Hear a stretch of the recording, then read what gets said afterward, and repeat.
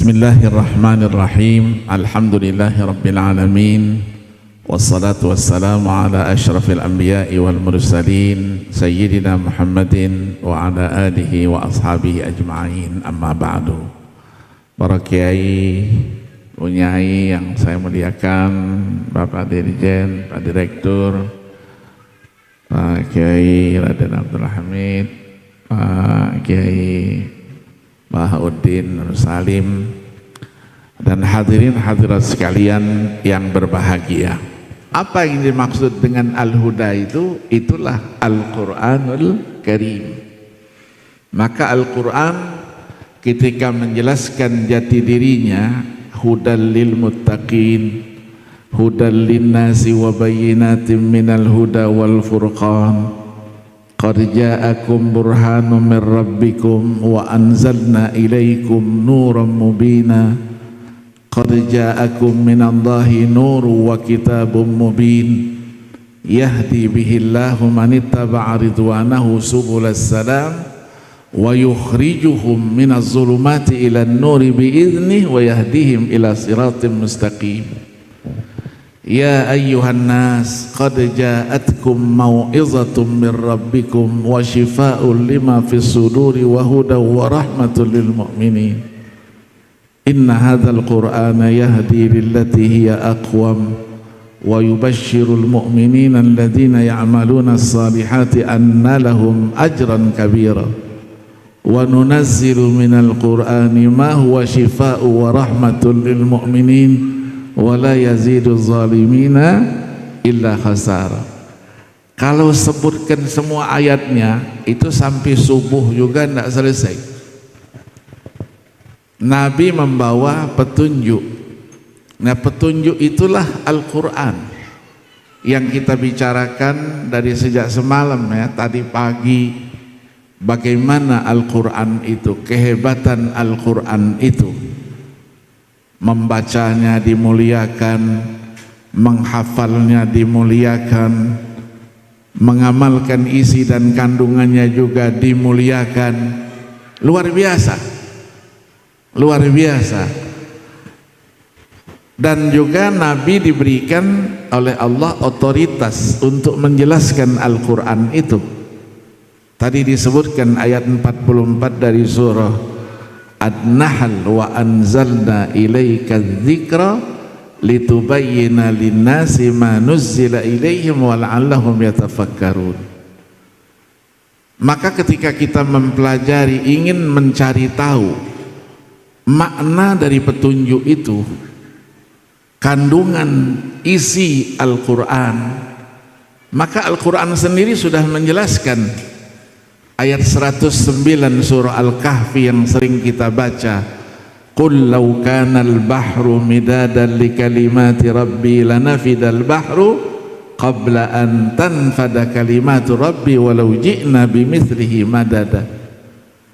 Ayat ini ditafsirkan oleh ayat 27 surah Luqman, walau annama fil ardi min syajaratin aqlamun wal bahru yamudduhu min ba'dihi sab'atu abhurim ma nafidat kalimatullah innallaha azizun hakim. Maka tadi dikatakan ketika kita memahami ayat Al-Quran, satu kata saja sudah punya makna, apalagi dia menjadi kalimat yang jumlahnya ada 77.934 kalimat. Kalau satu huruf saja punya makna, kalimat tentu mempunyai makna yang lebih banyak.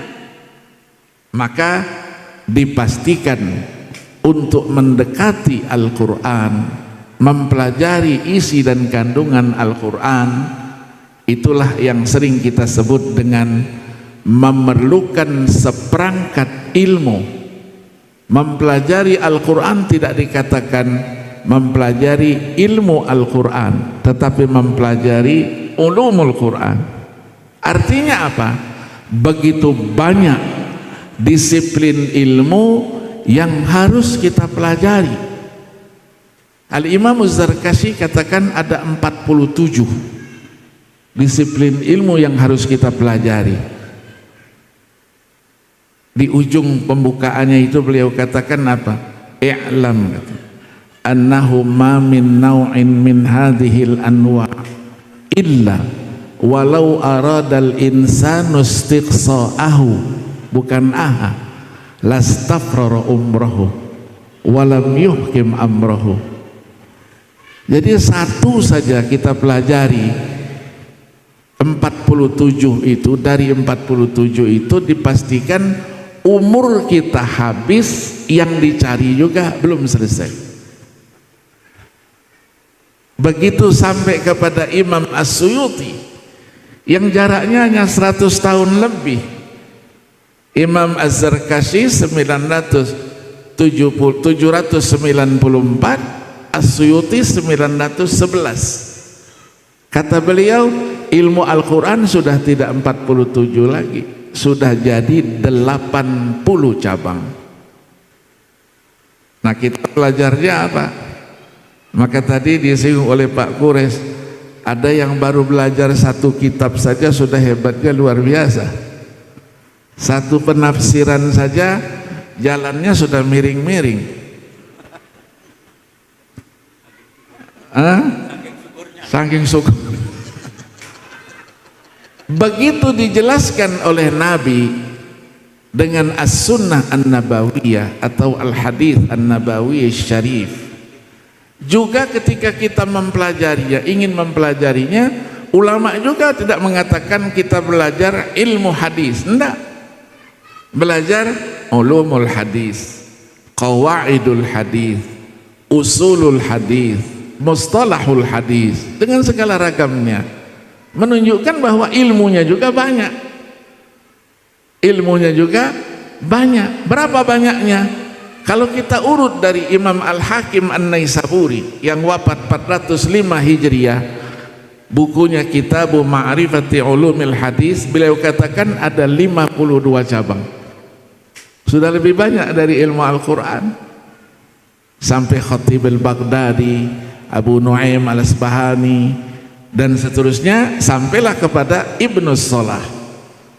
Ibnu Salah Asy-Syahrazuri yang wafat 643. Muqaddimahnya yang dikenal, dipelajari semua orang, sampai dikatakan kalau orang mau belajar ilmu hadis, belum dikatakan belajar ilmu hadis kalau belum baca muqaddimahnya Ibnu Salah itu. 33 kitab, ada syarahnya, ada mukhtasaratnya, disarahkan begitu kepanjangan, dibuat ringkasannya. Beliau katakan sudah 65 cabang. Dari 52 sudah 65. Begitu sampai ke Imam As-Suyuti, kata Imam As-Suyuti, anwa'u ulumil hadithi katsiratun la tu'addu. La tu'addu artinya la tuhsa. Nah, bagaimana keluasannya? Kalau Al-Quran begitu luasnya, ilmu hadis juga begitu. Dikomentari oleh seorang ulama abad ke-6 Hijriah yang wafat 584 Hijriah yang bernama Abu Bakar Muhammad bin Musa Al-Hazimi. Dia punya buku namanya Al-Ujalah. Dia katakan anwa'u ulumil hadithi katsiratun tablughu mi'ah, seratusan. Terusannya apa? Kullu naw'in minha ilmun mustaqil. Dulu asbabul wurud, pembahasan ilmu hadis, sekarang sudah menjadi ilmu asbabil wurud. Apalagi semua sudah menjadi ilmu. Nah, ujungnya yang tidak enak itu, lau anfaqat talibu fihi umrahu ma adraka nihayatahu. Fihi bukan fiha. Kalau ada orang yang ingin mempelajarinya satu saja, dia habiskan umurnya, ma adraka nihayatahu, dipastikan dia tidak akan sampai ke ujungnya.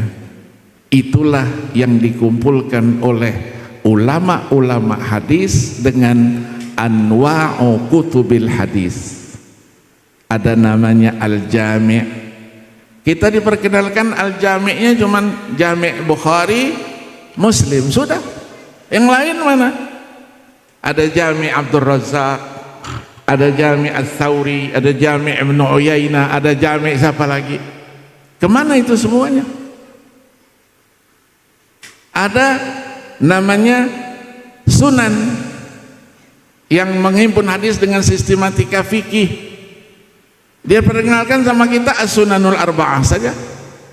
Ad-Darimi jarang disinggung, Ad-Daruqutni jarang disinggung, apalagi As-Sunanul Kubra karyanya Al-Imam Al-Baihaqi yang wafat 458 Hijriah itu, 7 jilid besar.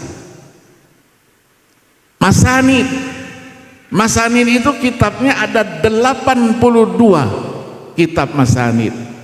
Musnad yang dikenalkan sama kita apa? Musnad Ahmad bin Hanbal saja, satu. Padahal ada Musnad Tayalisi 204 Hijriah, Al-Humaidi gurunya 13 jilid dia tulis, yang wafat 219 Hijriah. Terus musnad-musnad yang lain guru-gurunya punya, Musnad Ishaq bin Rohawi, Musnad apa lagi? Ada lagi namanya Mustadrak. Mustadrak itu temuan Imam Al-Hakim. Dengan kepiawaiannya beliau bisa menangkap persyaratan kesahihan sebuah hadis dari Imam Bukhari dan Imam Muslim. Hadza sahihun ala syarti al-Bukhari wa Muslim, sahih ala syarti al-Bukhari, sahih ala syarti Muslim. 7 jilid besar. Itu pun guru saya ada namanya Syekh Mahmud Miro. Ketika saya di Madinah dia ngajar saya. Disertasinya apa? Temuan lagi. Al-Istidrak fi mastadrakahul Hakim fil Mustadrak. 6 jilid. 6 jilid. Nanti siapa lagi yang menemukan lagi? Al-Istidrak bin Al-Istidrak. Terus mustakhraj. Mustakhrajat Bukhari ada, Muslim ada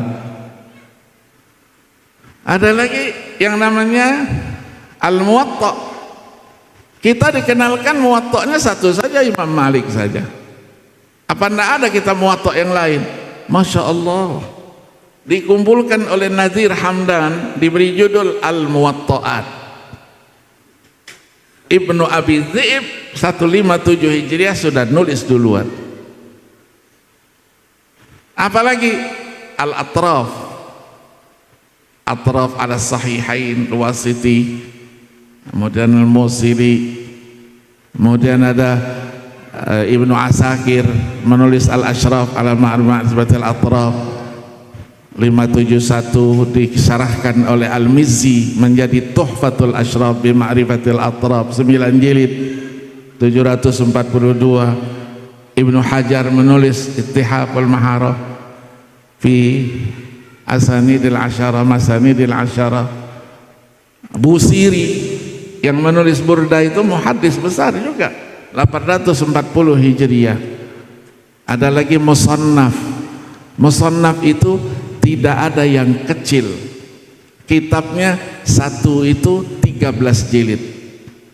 Abdul Razzaq, Ibnu Abi Syaibah, ada lagi Al-Ajza, ada lagi Az-Zawaid, dan lain-lainnya. Banyak. Artinya apa? Ilmu agama yang sumbernya Al-Quran dan As-Sunnah, referensinya begitu banyak. Belum berbicara fikih, dari situlah muncul fikih. Maka tadi kita dimotivasi untuk terus belajar. Jangan merasa cukup dengan ilmu kita. Itulah yang tadi akan mengganggu wasatiyah tadi itu. Dengan kedangkalan ilmu kita, kita merasa sudah hebat sendiri. Padahal kita baru baca satu buku, sementara yang lain bukunya puluhan dan bahkan ratusan.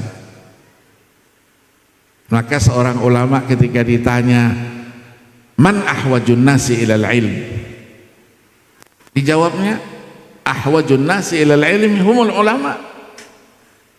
Kenapa? Karena katanya la tazalu aliman ma kunta muta'alliman wa idza staghnaita kunta jahilan. Jadi yang dikatakan orang yang alim itu orang yang terus belajar. Kalau merasa cukup, dia tidak menyandang predikatnya sebagai seorang alim lagi, dia sudah seorang yang jahil. Nah, ilmu terus berkembang. 1 minggu saja judulnya sama, ditulis dengan orang yang berbeda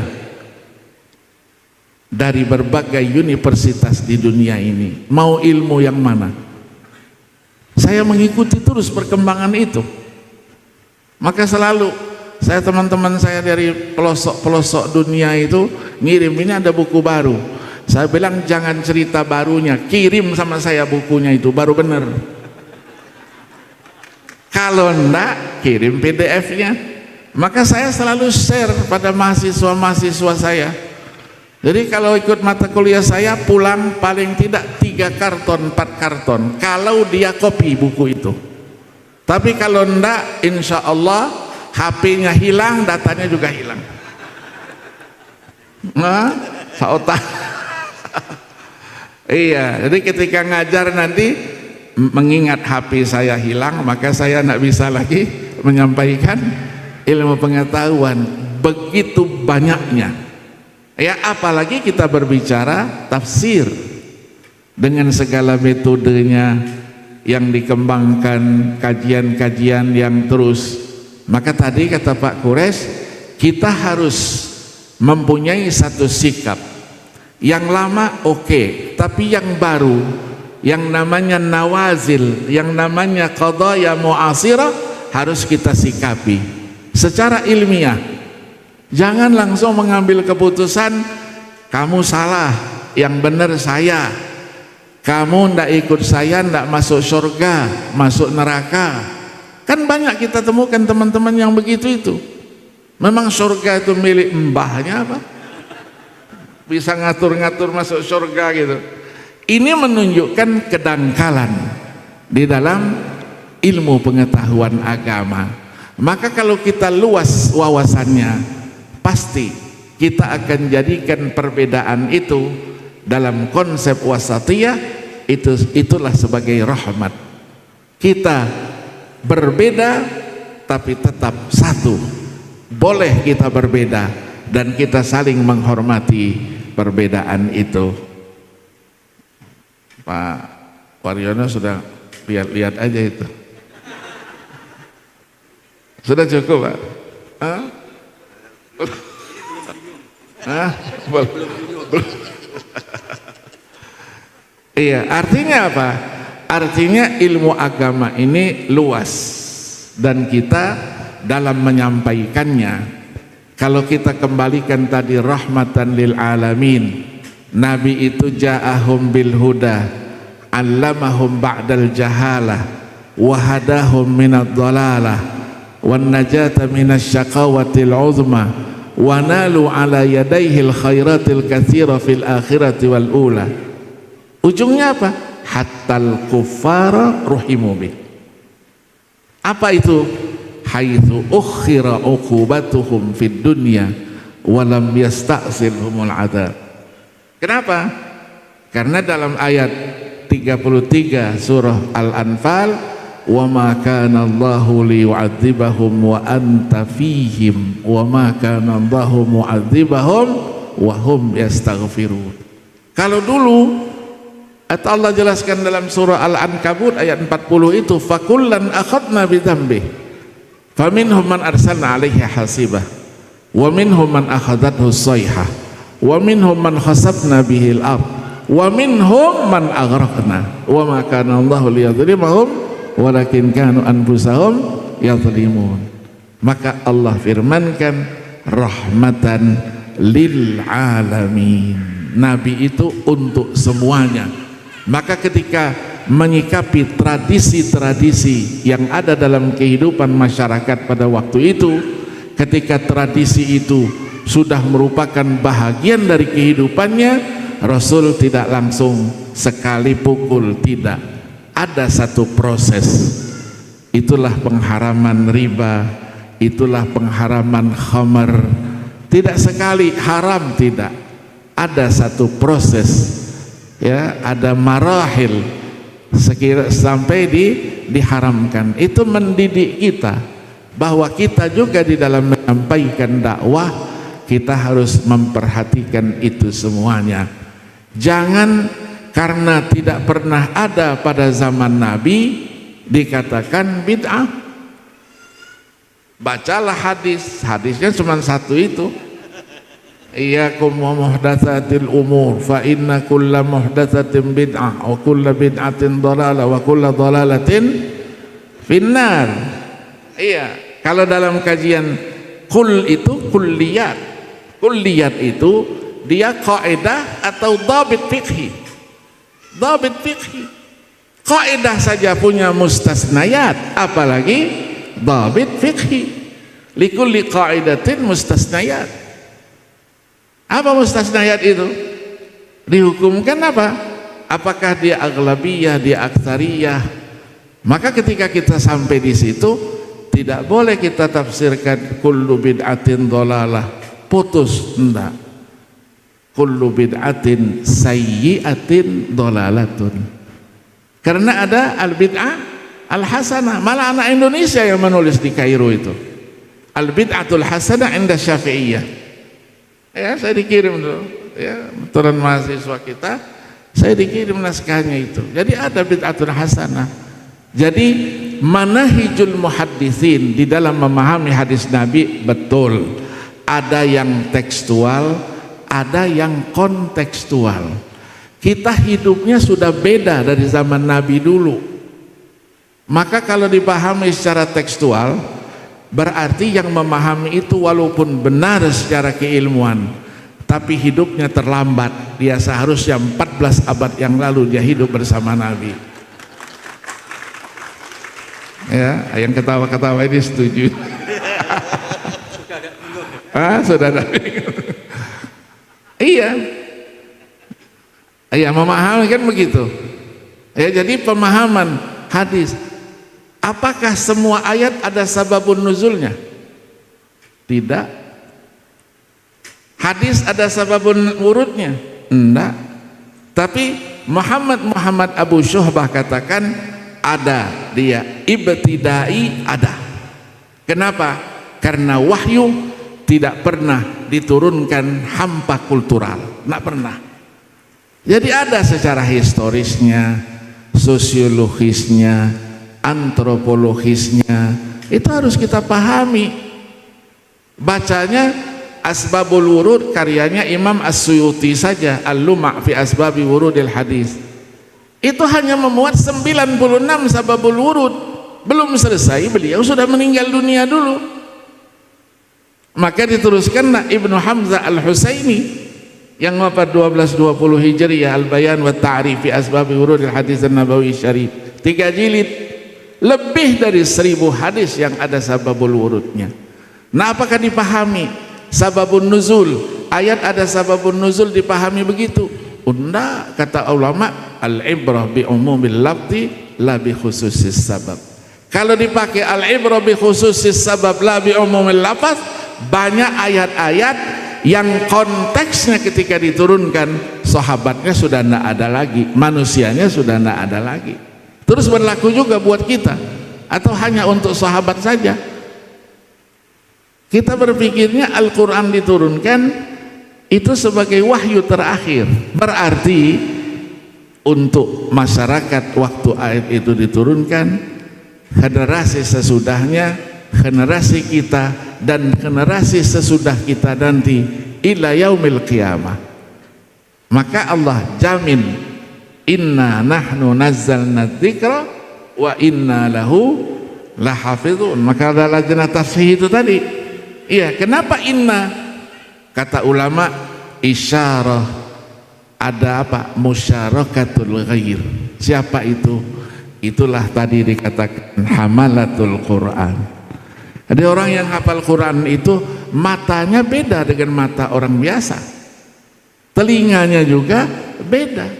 Ketika ada tulisan di mana saja, ada kaligrafi di masjid, di musholla, Begitu dia lihat ada salah, terus ditanggap, ini salah. Padahal masjid itu sudah dibangun 40 tahun yang lalu. Tidak ada yang menemukan kesalahan itu.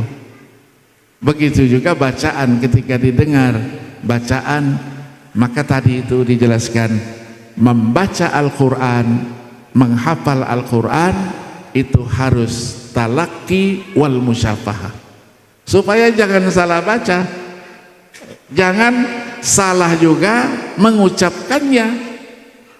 Ya, ada diceritakan tadi Ustaz Barihun diceritakan itu, almarhum dulu Kiai Badawi dulu megangin orang baca Fatihah saja berapa hari baru selesai. Saya juga begitu dulu sama ayah saya umur 5 tahun sudah jadi qori kemana-mana, haji kecil katanya, karena ayah saya ahlul Quran di rumah. Kata ayah saya, baca Quran, belajar Al-Quran, kalau gurunya banyak ada variasi, tapi harus talaki. Ditunjuklah pada seorang guru namanya Kiai Haji Muhammad Yusuf. Saya datang, Pak Kiai, saya disuruh abah ke sini, suruh belajar tajwid terutama, karena Pak Kiai Masya Allah tajwidnya, oh bagus katanya, coba baca dulu. Baca apa? Fatihah aja lah baca. Begitu sampai waladhdallin, Allah bagus katanya bacaannya, coba sekali lagi, bagus katanya. Begitu ketiga kali dipegangnya, baju saya itu bisa diperes tuh airnya. Ya, begitu sampai waladhdallin aja nggak selesai. Waladhdallin, bocor, dia bilang. Bocor itu, enggak pas itu. Saya bilang, bagaimana bocor Pak Yai? Saya bilang, itu angin keluar dari hidung. Apa dia bilang? Jangan bohongi saya. Kalau orang membaca, enggak mungkin ada angin yang keluar dari hidung. Coba katanya, kalau masuk ke dalam, diambilnya lilin di sudutnya, dipegang sama dia. Walau bergerak enggak itu? Enggak bergerak. Kalau sudah enggak bergerak, baru benar bacaannya. Begitu sampai begitu. Ya, saya lapor sama abah saya, bah, Pak Kiai Yusuf luar biasa, bah. Luar biasa bagaimana? Nih baju saya basah nih semuanya. Baru baca Fatihah, belum baca yang lain. Artinya harus talaki wal musyafahah. Ya, itulah tadi sudah diperpanjang pembahasannya dengan sebutan sanad. Jadi kita harus ada tasalsul sanad, dan kita sudah terbitkan sanad itu. Ya, kita sudah terbitkan qiraatnya, sudah kita terbitkan dan sudah kita launching ya ketika kita musabaqah di Banjarmasin kemarin itu. Jadi kita kaya dengan ulama-ulama, dan itu perlu terus kita kembangkan sehingga sanad Al-Quran yang terus bersambung ya sampai dengan Allah Subhanahu wa ta'ala itu menjadi bahagian yang harus kita ajarkan kepada anak-anak kita. Termasuk disiplin ilmu agama. Semua disiplin ilmu agama harus ada sanadnya. Kalau tidak ada sanadnya, katanya as-sanad, katanya kalau tidak ada yuzilul barokah, tidak ada barokahnya.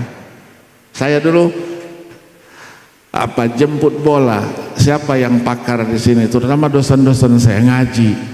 Ini fikih, ngaji apa fikih. Karena ulama-ulama dulu itu, guru-guru saya dulu senior-senior, ngajar apa, nggak pakai buku dia, hafal semua, matannya hafal.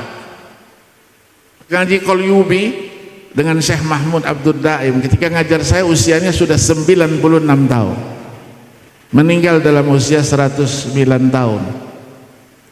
Dikelari dengan Syafi'iyul Asr. Ngaji Qalyubi 3 bulan, dari habis asar sampai maghrib, belum pindah-pindah dari muqaddimahnya, dan tidak pernah berulang. Saya perhatikan dari hari pertama penjelasannya tidak pernah berulang. Terus saya tanya, mata nabda ya fadilatul syekh, kapan kita mulai? Dia bilang, bada'na min zaman, katanya. Iya benar. Sudah, besok anda usah datang lagi. Mulai arwi hadzal kitab an syaikhi wa syaikhi an syaikhihi ajastukum, dikasihkan semua. Itu keberkahan, ya, itu keberkahan dari guru-guru. Nah, itulah yang dilakukan oleh para kiai-kiai pimpinan pondok, khususnya pondok tahfidzul Quran. Maka ada yang bisa mendeteksi, ada anak yang datang diawasi sama dia kan, ya kamu bisa, ini pulang, ini bisa masuk, ini. Kenapa? Firasatul mukmin, dia sudah lihat mana yang mampu, mana yang tidak. Cepat hafalan perlu, tapi tidak ya menghilangkan tadi itu perhatian kepada tajwid apa gitu. Ya, saya juga di Medan, saya punya yayasan Hufaz Center Indonesia itu. Sudah 4 kali wisuda, 48 orang. Menghafalnya tidak perlu lama-lama, 3 bulan 10 hari. Paling lama 5 bulan 10 hari 20 hari. Kita tes hafalannya. Lancar-lancar saja, tapi betul-betul dipegang oleh anak-anak alumni Mesir yang hafiz-hafiz itu, dijadikan sebagai guru dan selalu mendampingi anak-anak itu. Terima kasih ya, sudah lewat waktunya ya. Ya Pak Oriono sudah lihat jam lulu. Iya, karena nama saya kebetulan Akil. Akil itu artinya banyak akalnya. Orang Arab katakan al-aqil yakfihil isyarah. Yang banyak akalnya cukup dengan isyarah, tidak perlu dikasih surat tanda cinta, enggak. Saya sudah mengerti. Terima kasih. Wallahul muwaffiq ila aqwamit thariq. Wassalamualaikum warahmatullahi wabarakatuh. Waalaikumsalam warahmatullahi wabarakatuh. Ya, memang karena waktu ya, jadi mudah-mudahan di lain kesempatan ya. Jadi tadi di pertama Pak Kures menyampaikan bahwa ada 3 syarat ya untuk menerapkan wasatiyah. Salah satunya adalah pengetahuan yang memadai. Lah dari beliau kita baru menyimak betapa pengetahuan itu sangat luas dan sangat banyak. Nah, ini baru muqaddimah. Tapi alhamdulillah kita semua sudah dapat ijazah. Selanjutnya ini mohon maaf saya tidak mengatur Gus Baha. Karena apa kewenangan saya mengatur beliau gitu kan. Tapi saya persilahkan kepada beliau. 30 menit juga Gus.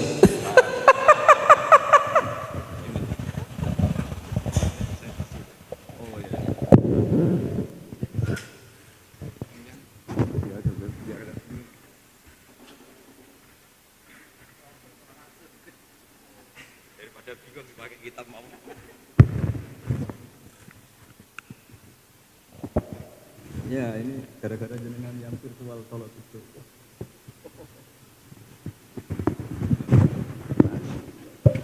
Assalamualaikum warahmatullahi wabarakatuh. Bismillahirrahmanirrahim. Allahumma shalli wa sallim barik ala sayyidina Maulana Muhammadin wa ala alihi washabihi ajmain, amma ba'du.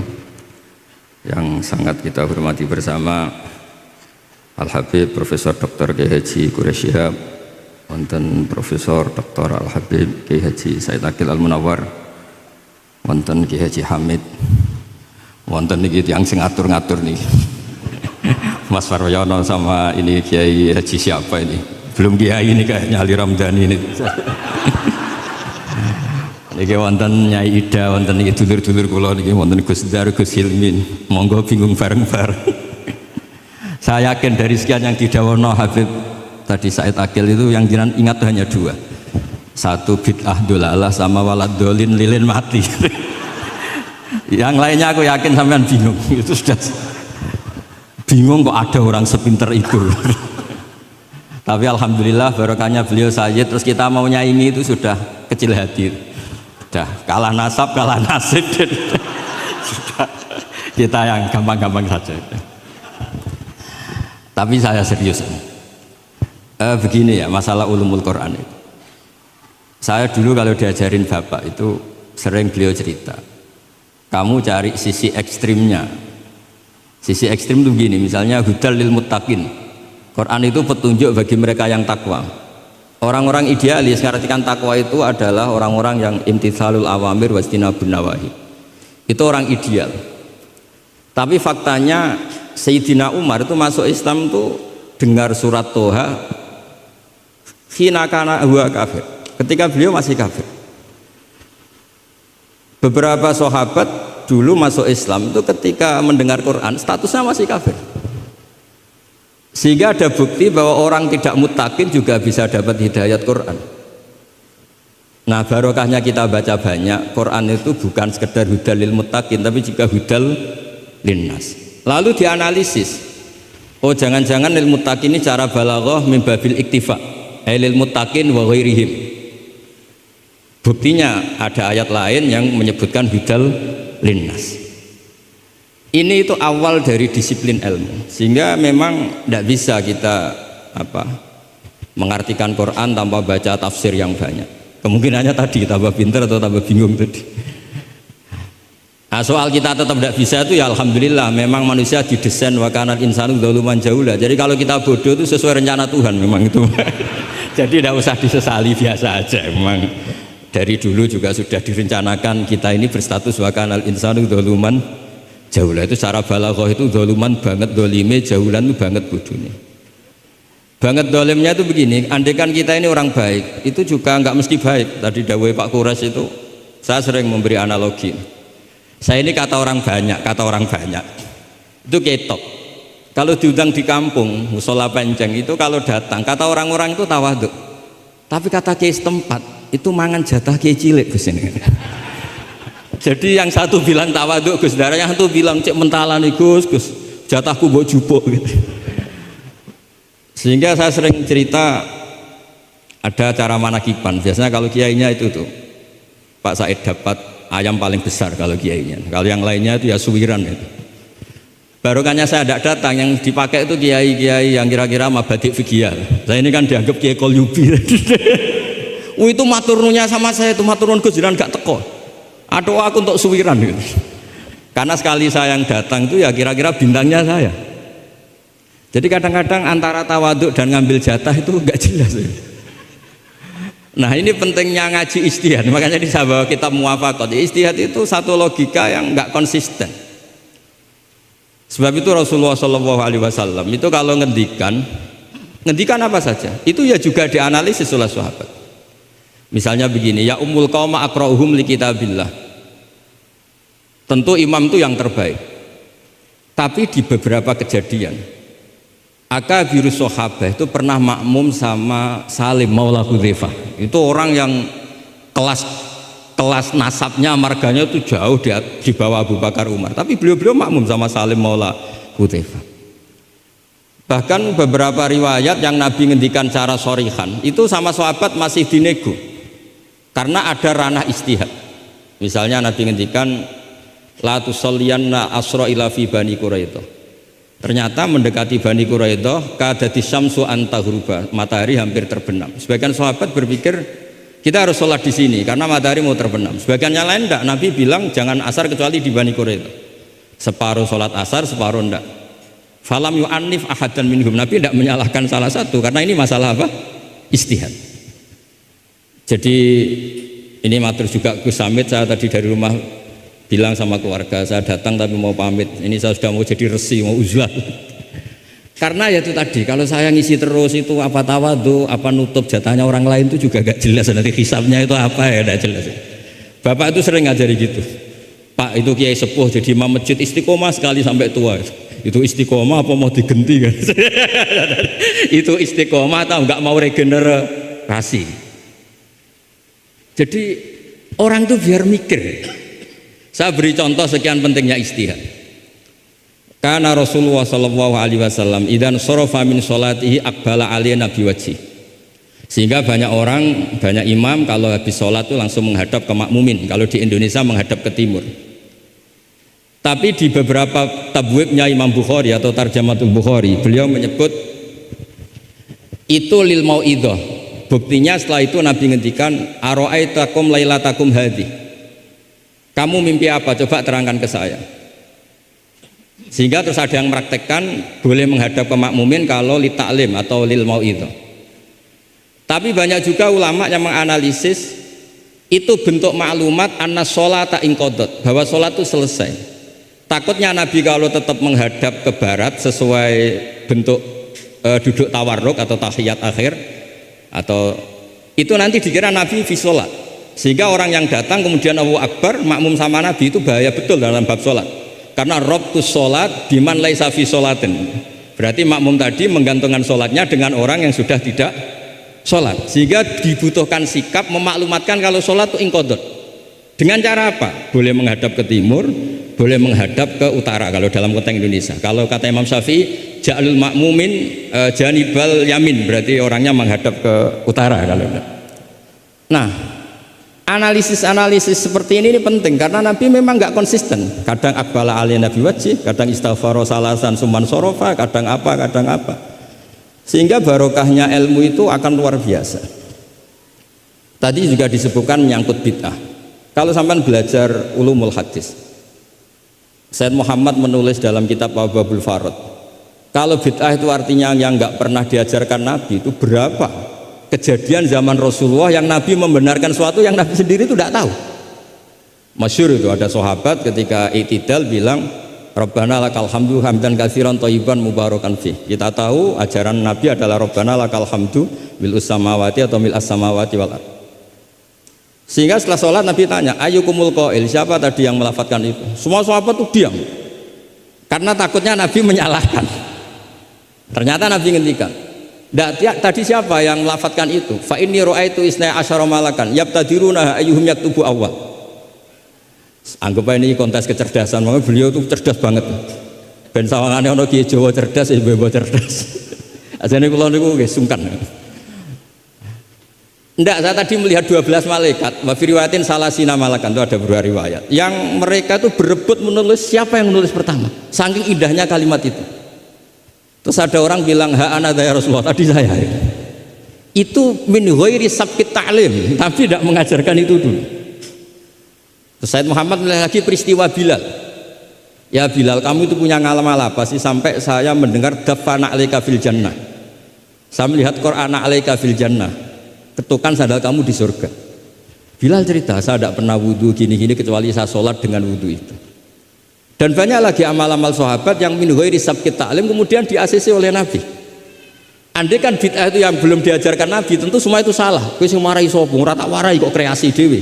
Fa'antal musyarri'. Tidak, Nabi ternyata mengiyakan. Yang ketiga yaitu peristiwa kulhu. Ada imam di Masjid Kuba, kila fi syariatin Nabi arsala syariatan itu selalu kalau imam itu baca kulhu sampai makmumnya itu jenuh karena main kulhu terus. Singkat cerita si imam ini dilaporkan, ya Rasulullah, imam yang kau tugaskan ke kita ini main kulhu terus. Itu gimana ya Rasulullah? Tapi Nabi karena bijak panggil orang itu, dipanggil. Kenapa kamu sering baca kulhu? Li'anna suratal ikhlas sifatur rahman fa ana uhibbuha. Itu surat yang benar-benar hanya nerangkan Allah sehingga saya suka. Kalau surat lainnya itu kan surat proposal. Misalnya Anda bilang ujibu dakwata dai terus dongo. Banyak sifatnya Allah yang kamu suka itu karena terkait Anda. Kalau ini enggak ada yang terkait kita, murni tentang Allah sehingga saya suka. Makanya disebut suratul ikhlas. Kalau Anda baca Ar-Rahman mesti terus hanya irhamna. Anda baca Ghafur terus ighfir lana. Jadi kepentingan Anda langsung diungkapkan.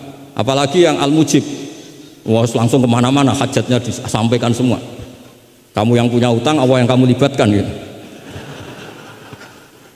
Ya kan? Kamu yang ingin wayah, Allah kamu libatkan. Ya Allah, masih disuruh nggak konangan, itu kan nggak ikut Allah, nggak ikut utang, kamu libatkan suruh nyaur gitu kan. Tapi kalau surat ikhlas tidak ada itu semua. Tidak ada mujib, tidak ada rahman, tidak ada, pokoknya tentang Allah saja. Maka saya suka. Sehingga disebut surat ikhlas, karena orang baca surat ikhlas itu pasti ikhlas karena ada terkait tentang kita. Tapi apa kata Nabi? Barusan Jibril datang memberitahu Allah itu suka kamu. Akhbirhu annallaha yuhibbu. Orang itu senangnya bukan main. Nah barokahnya ngaji seperti ini. Kalau Anda melihat imam main kulhu saja, orang alim alama itu pasti baca hadis tadi. Tapi Imam Ahmad tuh gak suka ada orang sering baca kulhu. Ini cerita ijtihad, gak suka. Beliau dikasih tahu ini kampung ini sering baca Yasin, kampung ini sering baca Qul. Marah besar Imam Ahmad.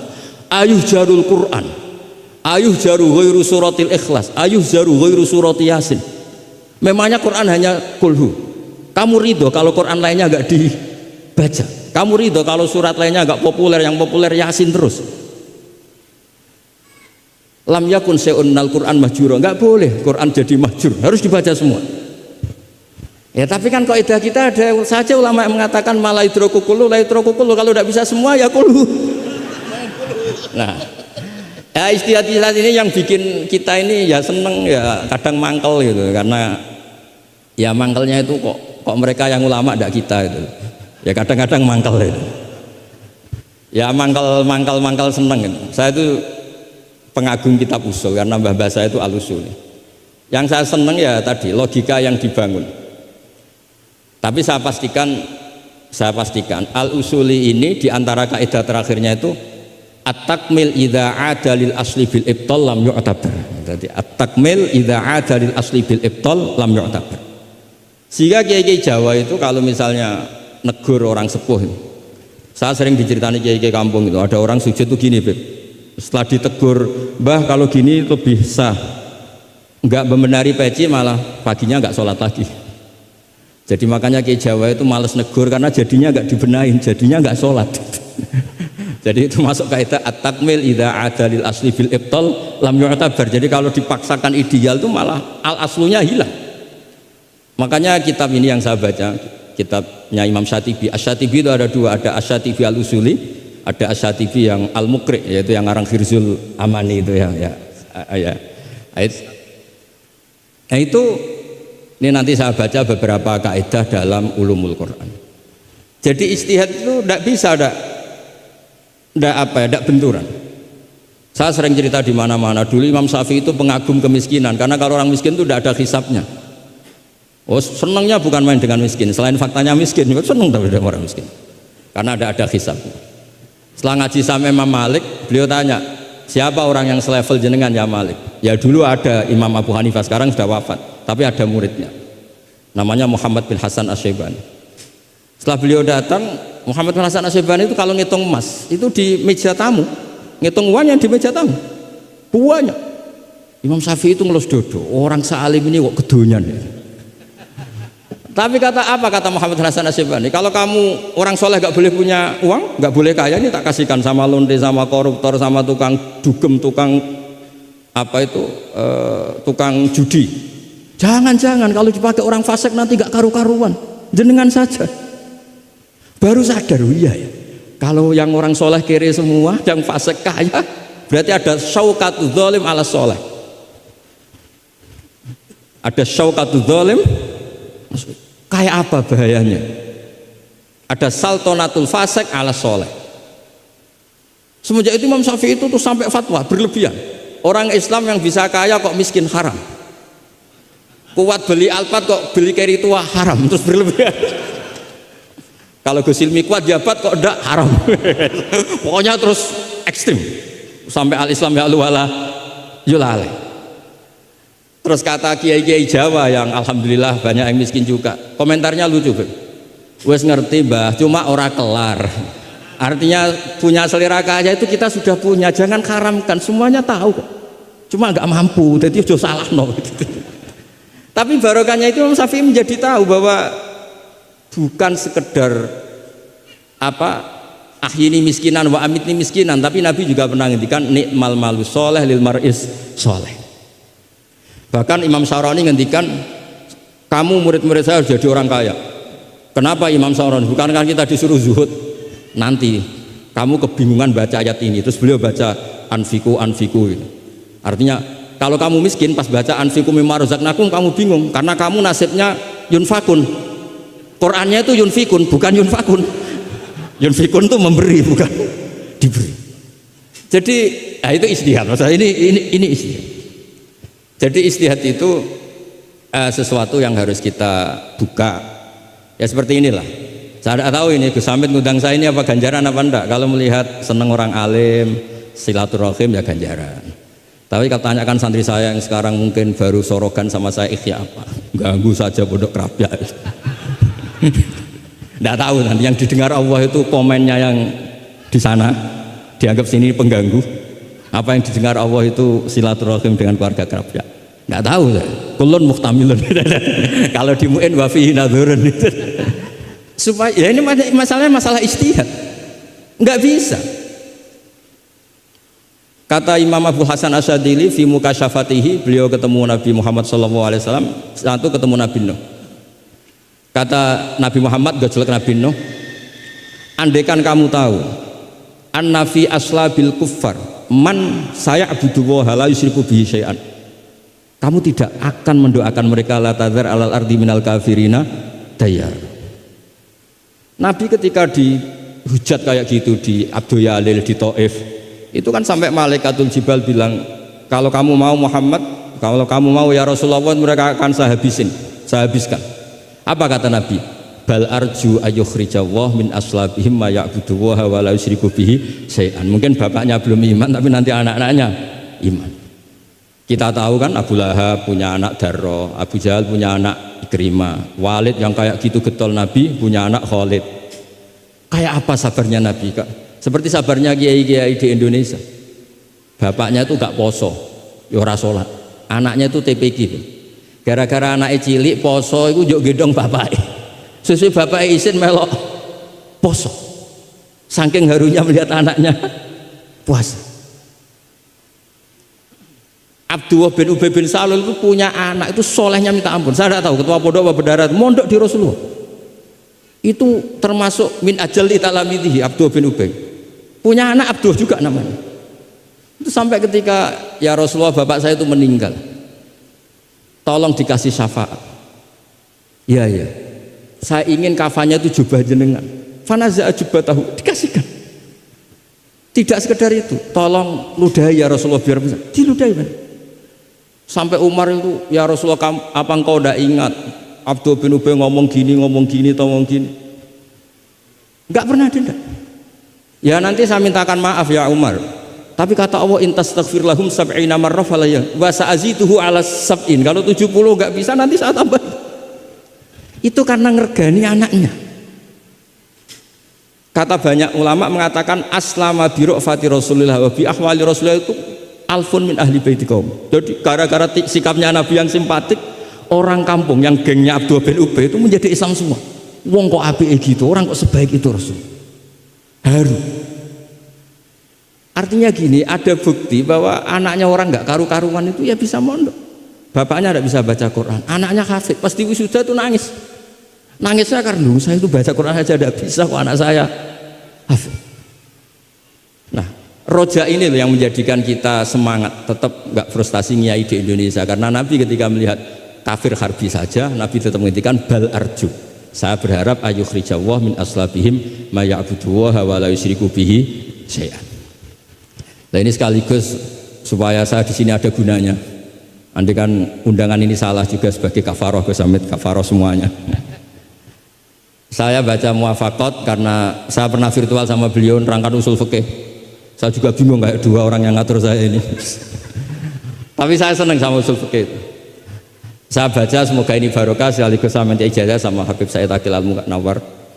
Di antara cara ulama mensifati Rasulullah Shallallahu Alaihi Wasallam itu di antara cara madh Rasulullah itu begini. Ba'asahu seterusnya terus bimillatin hanifiyatin. Terus beliau ngendikan tahdil kafah fahiman wa ghubiyah. Jadi agama ini tahdil kafah fahiman wa ghubiyah wa tarfuku bijami'il mukallafin muti'an wa asiyah. Itu ketika saya tarik muti'an wa asiyah itu gimana, bagaimana millah hadil millah ini bisa tarfuku bijami'il mukallafin muti'an wa asiyah. Nabi kayak apa, cerita orang baik yang ideal yang melakukan imtitsalul awamir wastinabun nawahi. Tapi Nabi juga ngendikan syafaati li ahlil kabair min ummati. Kayak apa Quran mengajarkan kita kebaikan yang ideal? Wa ibadur rahmanil ladzina yamshuna 'alal ardi hauna wa idza khatabahumul jahiluna qalu salama wal ladzina yabituna li rabbihim sujada wa qiyama wal ladzina, itu ideal. Ada lagi yang ideal disebutkan muhsinin itu apa? Alladzina yunfikuna fis sarra'i wad dharra'i wal kadhimina al ghaidha wal 'afina 'anil nas, terusnya. Tapi Allah juga ngendikan qul ya ibadiyalladzina asrafu ala anfusihim la taqnatu mir rahmatillah. Mereka yang asrafu Allah masih manggilnya ya ibadihi hamba-hambaku, kamu kesini, anibu ila rabbikum aslimulah. Kayak apa? Hadhil millah tarfuku bijamil mukallafin muti'an wa asiyah. Sehingga Nabi ngendikan mangqala la ilaha illallah jannah wa in zana in sarqa wa in zana in sar. Itu kebetulan yang tanya itu Abu Dzar. Abu Dzar itu orang yang fikihnya itu ekstrim.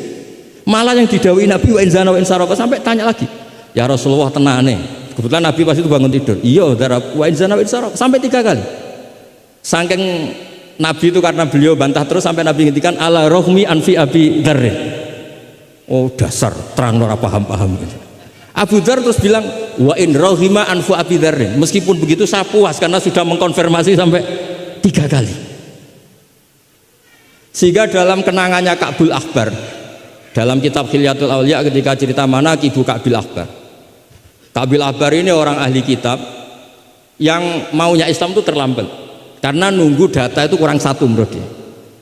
Di kitabnya dia itu kan masyhur itu Al Hadits Tsani an Yasar bin Atha an Ka'bil Akhbar qala alamani abi Taurata illa sifran wahidan kana yahtimuhu wa yudkhiluhu sunduq falamma mata abi fatahtuhu fa idzan fihi nabiyyun yakhruju akhir zaman maulidu bi Makkah wa hijratu bil Madinah wa sultanuhu bisyam. Ka'bil Akhbar itu tahu Rasulullah itu maulid Makkah ini sudah benar, wa hijratu bil Madinah sudah benar, tapi beliau tidak menangi ada sultanul Islam bisyam.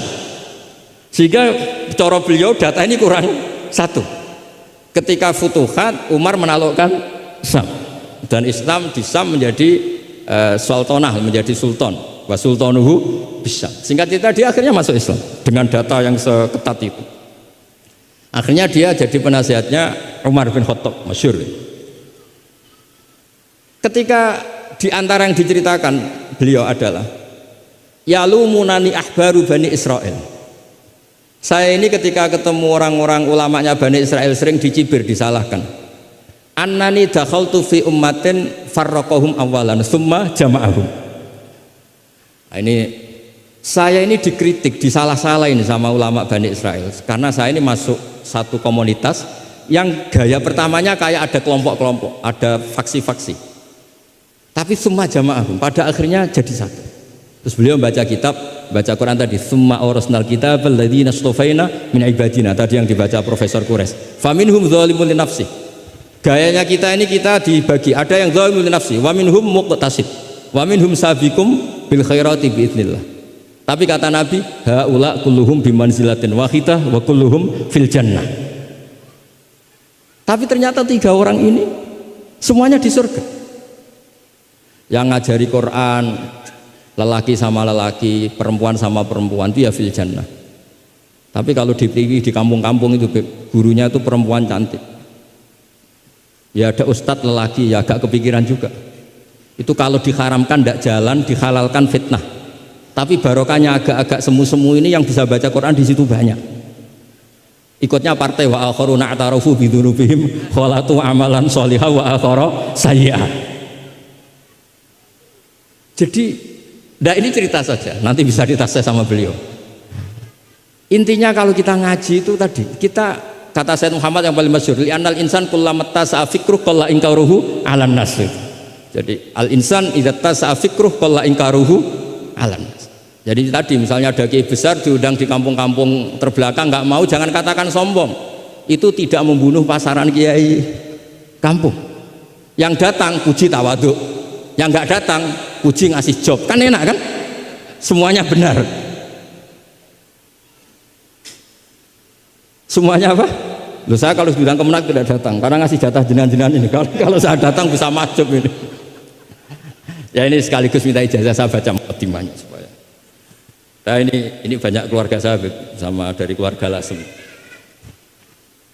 Ini saya baca ilmu usul fikih saya supaya semuanya dapat ijazah dari Habib Said Al-Akhir Al-Munawwar. Bismillahirrahmanirrahim. Fahiya tahmilul jama'al ghafir dhaifan wa qawiyya. Jadi agama ini menanggung orang yang dhaif juga orang yang kuat. Yang kuat diwajibkan zakat, yang dhaif sebagai mustahik zakat. Artinya apa? Agama ini semuanya diuntungkan. Terus muti'an wa asiyat. Terus wataku tuhum bil khazaimihim min qadan wa abiyya. wa tusawwi bainahum bi hukmil adli syarifan wa daniyah wa tubawwi'u hamilaha fid dunya wal akhirati makanan aliyah wa tudrajun nubuwatu baina jambaihi wa illam yakun nabiyya wa tulbisu al muttasifa biha malbasan saniyah hatta yakuna lillahi waliya. Ini kata beliau, orang yang ilmunya cukup itu kata beliau dijamin hatta yakuna lillahi waliya. Karena tidak ada orang yang syafaqah sama umatnya Rasulullah SAW kayak orang alim. Saya tuh sering dikomplain sama orang-orang idealis. Kalau ada tetangga saya mati yang tiap malam lihat TV ngorok, habis itu bangun subuh, sudah subuh gak jamaah. Itu kan, Gus kenapa anda muji suami saya itu orang baik, padahal malamnya tuh mesti lihat TV ngorok tidur. Ya itu kan orang baik. Selama ini kan hanya dibilang dia tarokat tahajud, dia taroka qiyamal lail. Kalau saya bilang huwa tarokal ma'asyiya kullaha, karena tidur tadi. Susahnya apa sih husnudzon itu? Memang gara-gara gaya dia begitu kan tarokat tahajud, wa taroka qiyamal lail. Tapi juga harus kamu ingat, wa taroka dugem, wa taroka kada wa kada. Karena yang dikatakan taat itu tarkul manhiyat. Orang yang taatnya pas-pasan tarkul manhiyat pakai terjaga itu kepikiran. Misalnya ada dangdutan atau ada tontonan apa, lihat dak. Tapi kalau tidur kan bangun sudah selesai. Makanya ada wa min ayatihi manamukum billaili wan nahari. Kata Imam Muzali, hatta inna khaira ibadatihim an-naum. Suatu saat zaman akhir ibadah terbaik itu tidur. Karena kalau bangun ngayal, ketemu orang hasut, ribet. Tapi kalau tidur kan enggak. Lu tidur tuh hebat. Kenapa tidur itu menjadi keramat? Ru'yal anbiya wahyun. Kalau tidak nabi, ru'yal mu'min itu juz'un min sittatin wa arba'ina juz'an minan nubuwah. Itu ada ulama nganalisis gini, kenapa tidur itu objektif? Orang tuh kalau terjaga itu otaknya kan pakai versi Allah tuh diajari. Bayangkan jadi kiai besar terus semua orang hormat. Bayangkan kiai besar semua orang tunduk, istrinya banyak, taat semua, rukun semua kan ngayal-ngayal. Terus presiden semua, nah pokoknya ngayal-ngayal. Allah itu diatur kayak dunia miliknya. Surga juga diatur, dia masuk surga yang ini kayak tadi kata milik banyak. Tapi kalau orang tidur itu kan nol, dia tidak punya ikhtiar sama sekali. Nah barokahnya tidak punya ikhtiar sama sekali ini, kalau Allah mau ngasih ilham atau busyra itu orisinil. Makanya saya ini jarang wiridan habis sholat, tapi kalau sama tidur tuh wiridan saya banyak. Ini bukan pamer, bukan. Saya sampai apal doa-doa mau tidur. Allahumma rabbas samawati sab'i wa rabbal arsyil azim rabbuna wa rabb kulli syai'in khaliqal habbi wa nazzala tawratu injiru. Semua panjang. Allahumma amantu bika wa da'tu jamila mal jawami. Gara-gara baca ilmu tadi. Orang habis sholat wiridan, habis itu jalan-jalan, ketemu orang cantik terus nyesel di rumah ndak kayak itu apa, pokoknya masih banyak masalah. Tapi kalau orang mau tidur, wah ini kalau keterusan bangun-bangun ketemu mungkar nakir. Kalau takut mati, tahu-tahu dibaca orang, kita tidak bisa ikhtiar. Apapun itu riskannya masya Allah namanya tidur. Tapi kita berani karena tawakal sama Allah. Nah itu kalau kamu bisa mengenalkan itu tidur kamu dengan kualitas juz'un min sittatin wa arba'ina juz'an minan nubuwah. Saya itu pernah tidur, ini cerita ke sampean, tidak sering tapi pernah. Belajar kitab sak nomornya itu tak lihat, itu persis. Dia hanya ingin meraktekkan itu. Ya karena tadi kalau betul ru'yal mu'min itu juz'un min sittatin wa arba'ina juz'an minan nubuwah. Makanya ada anni arafil manami anni asbahu. Makanya ketika Said Muhammad cerita, kalau ada kritikus tentang kitab Madaih, karena kadang pakai cerita ru'yal kafir, itu kata Said Muhammad, di era sebelum Rasulullah SAW itu semua ru'ya itu orisinil. Ketika Fir'aun mimpi bahwa ada an-naron akhraqat baitahu, terus ditakwil anna waladan min auladi bani Israel ahlaka mulkahu. Akhirnya nyata apa enggak? Nyata kan? Padahal itu ru'yal kafir. Fir'aun mimpi ada nar sing akhraqat baitahu, terus ditakwil ada waladan min bani Israel ahlaka napa? Mulka. Nyata, padahal itu ru'yal kafir. Zaman Azizu Misro mimpi ini aros apa bakaratin siman. Itu juga nyata padahal ru'yal kafir. Sehingga di Dalailun Nubuwah Imam Bukhari sendiri memasukkan komentarnya Heraklius.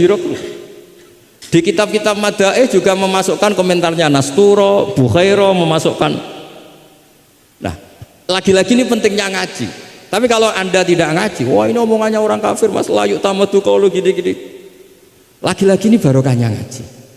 Jadi barokahnya ngaji kita tahu mana duduk perkaranya, mana yang harus musaddaq, mana yang harus mukadzab. Jika kita ngaji disebut al-jarh wa ta'dil. Nah, saya mohon semohon-mohonnya lah bahwa Quran ini kita bawa dengan semua perangkat ilmu. Terakhir saya cerita ilmu balaghah. Ilmu balaghah juga penting. Misalnya secara lahir orang kafir itu misalnya tidak sumun, tidak bukmun. Tapi barokahnya la yasmaul haqqa disebut bukmun misalnya.